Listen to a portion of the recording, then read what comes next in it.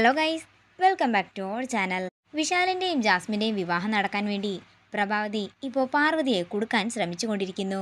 അതിന്റെ ഭാഗമായി പാർവതിക്കെതിരെ കള്ളക്കേസ് കൊടുപ്പിക്കുകയാണ് പ്രഭാവതി പ്രതാപനെ കൊണ്ട്.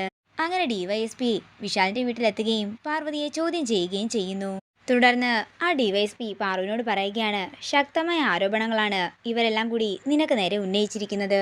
ഇവരീ പറഞ്ഞതിൽ എന്തെങ്കിലും നീ നിഷേധിക്കുന്നുണ്ടോ എന്ന് ആ പോലീസുകാരൻ ചോദിക്കുമ്പോൾ പാറു പറയുകയാണ്, സരളേജിയുടെ കയ്യിൽ നിന്നും ഞാനത് വാങ്ങിയെന്ന് പറയുന്നത് സത്യം തന്നെയാണ്.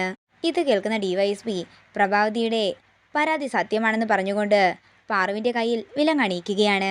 ഇതെല്ലാം വിഷമത്തോടെ നോക്കി നിൽക്കുകയാണ് ഗോപിനാഥനും ഗാർഗിയും രാധികയും ഒക്കെ.